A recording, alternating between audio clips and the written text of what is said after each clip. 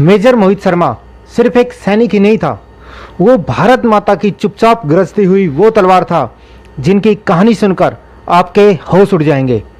वर्ष 2003, शोपिया कश्मीर।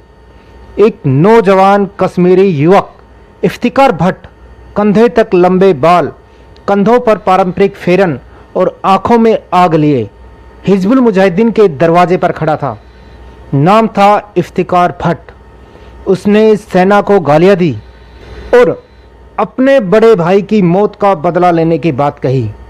उसकी जुबान में जहर था, नज़रों में नफरत, और शायद इसी नफरत ने आतंकियों को यह यकीन दिला दिया कि यह नौजवान उनके लिए सही आदमी है।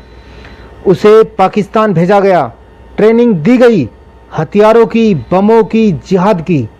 वहाँ उसने जो प्रदर्शन किया उसने आतंकियों को हैरान कर दिया। बाकी जिहादियों से तेज, ज़्यादा फुर्तीला और सबसे बड़ी बात, विचारधारा में अंधा समर्पण। फिर उसे चुना गया विशेष नेतृत्व प्रशिक्षण के लिए। एलओसी पार करा उसे वापस भारत भेजा गया ताकि वह सेना की चौकी पर हमला कर सके। हिजबुल के दो बड़े कमांडर अब्बू सब्जार और अब्बू तोरा उसके मेंटर बनाए गए। 2004 में जब उसने कहा कि वह एक बड़ा हमला कर सकता है तो दोनों सीनियर कमांडरों को साथ लेकर वह एक ऐसे स्थान पर गया जहां से हमले की योजना बनाई जा सकती थी। उसने पूरी योजना विस्तार से बताई। नक्शा, मोर्चा, रणनीति, सब कुछ इतना बारीक था कि कमांडरों को उस पर शक हो गया। उन्होंने इफ्तिकार भट्ट से सवाल पूछने शुरू किए। इफ्तिकार भट्ट की पृष्ठभूमि जानना चाहिए। तभी उस नौजवान ने AK-47 सीनियर कमांडरों के हाथ में पकड़ाई और कहा, अगर भरोसा नहीं है तो गोली मार दो, और फिर पीछे हटा। इससे पहले कि वो कुछ समझ पाते, उस नौजवान ने कमर से TT-30 टोकरेव पिस्टल निकाली और दो गोलियां दोनों की छाती में एक एक उनके सिर पर उतार दी। उसका निशाना बिल्कुल वही सिग्नेचर स्टाइल में था जिसे पैरा स्पेशल फोर्स के ऑपरेटर्स अपनाते हैं। 3 गोलियों से क्लोज रेंज किल। फिर उसने हथियार समेटे और पास के आर्मी कैंप तक टहलते हुए गया।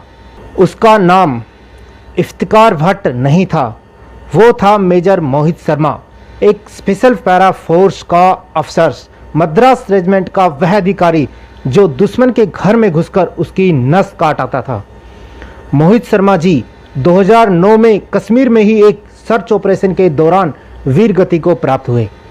उनके आखिरी शब्द थे, सुनिश्चित करो कि कोई बचकर ना जाए। न कोई फिल्म, न कोई वेब सीरीज, न कोई पुरस्कार, बस मिट्टी में समा जाने वाली एक कहानी। मगर यह कोई कहानी नहीं है, यह सत्य था, ऐसा सत्य जो हमें याद दिलाता है कि असली हीरो लाल कालीनों पर नहीं चलते, वो बर्फ से ढके पहाड़ों में मौत की परछाइयों के बीच भारत माँ की रक्षा करते हुए शहीद हो जाते हैं।